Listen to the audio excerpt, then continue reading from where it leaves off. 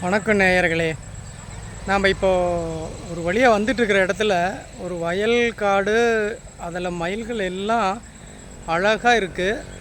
அந்த மயில் எதிர்பாராத விதமாக இப்போ வந்து தோகை விரித்து அது ஆடிக்கிட்டுருக்கு.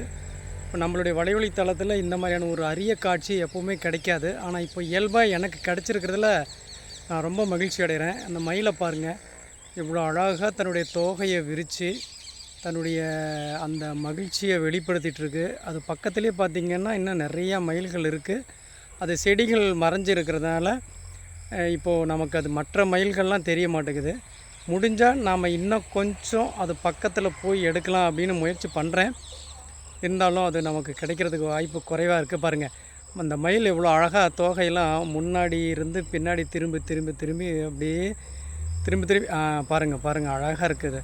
இந்த மாதிரியான ஒரு அரிக்காட்சிலாம் ஒரு ஒரு 10 ஆண்டுகளுக்கு முன்னாடி இப்படி நம்ம மக்கள் வாழ்கின்ற பகுதிக்கு இந்த மாதிரி மயில்கள்லாம் வந்ததே கிடையாது. ஆனால் இப்போது இது ஒரு அரிய ஒரு நிகழ்வாக இப்போ எல்லா பகுதிகள்லையுமே வந்து மக்கள் வாழ்கிற இடங்கள்லாம் மயில்களும் அதிகமாக இருக்குது.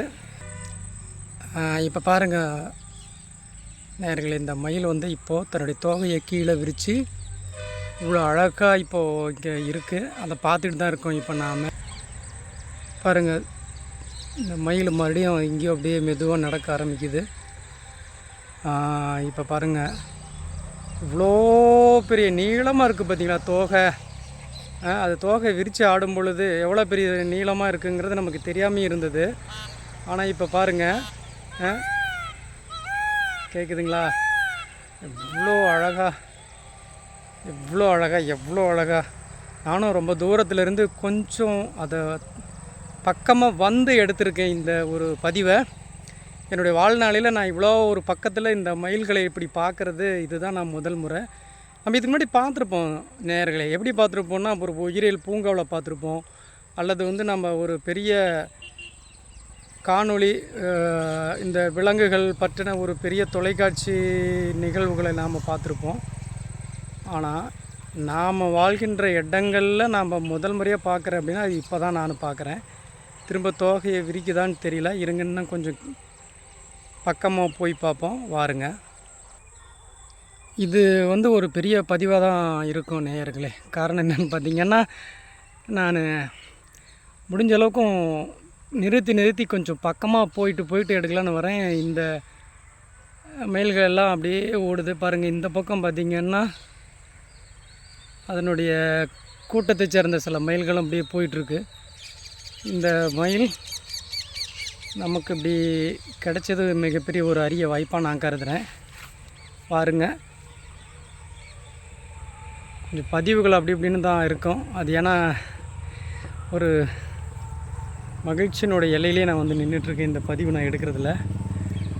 அதனால் இந்த மயில் பாருங்கள், எவ்வளோ பெரிய தோகை பாருங்கள், அப்படி போயிட்டே இருக்குது. அந்த தோகையோடு அந்த மயில் போகிறத பார்க்கும்பொழுது நமக்கு ரொம்ப மகிழ்ச்சியாக இருக்குது. அது ரொம்ப தூரமாக போயிட்டே இருக்குது. நம்மளும் நமக்கு கிடைக்கிற வரைக்கும் அந்த பதிவுகளை எடுப்போம் அப்படின்ட்டு நம்ம இப்போ எடுத்துகிட்ருக்குறோம். ஒரு நிமிஷம் அப்படியே நின்று பார்க்கலாம் நேயர்களே, இருங்க.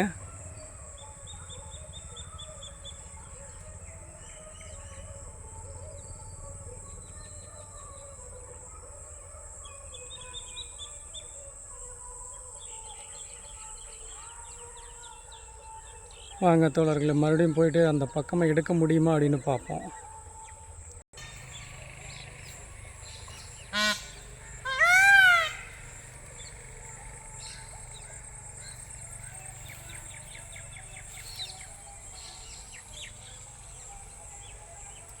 இதுதான் நேயர்களே, முடிஞ்ச அளவுக்கு இந்த மயிலுக்கு பக்கத்துலேயே நான் வந்துட்டேன் திரும்பவும். ஆனால் அதிகமாக நான் பேசக்கூடாதுங்கிறதுக்காக கொஞ்சம் மெதுவாக சத்தம் இல்லாமல் நான் பேசிகிட்ருக்கேன். இந்த மயில்கள் பார்த்திங்கன்னா தென்னை மரத்தில் ஏறிதுங்க. அதனுடைய தங்கு இடமாக இருக்குது. மரத்து மேலே தான் எல்லாமே தங்குதுங்க. வாங்க இன்னும் கொஞ்சம் பக்கமாக போக முடியுமான்னு பார்ப்போம்.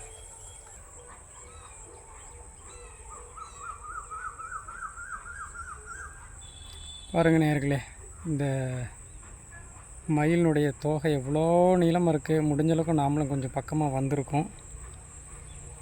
இன்னும் கொஞ்சம் பக்கம் போகலாம் அப்படின்னு முயற்சி செய்கிறேன். பார்ப்போம் அதுக்கான முயற்சிகள் நமக்கு வாய்ப்பு அமைதான்ட்டு.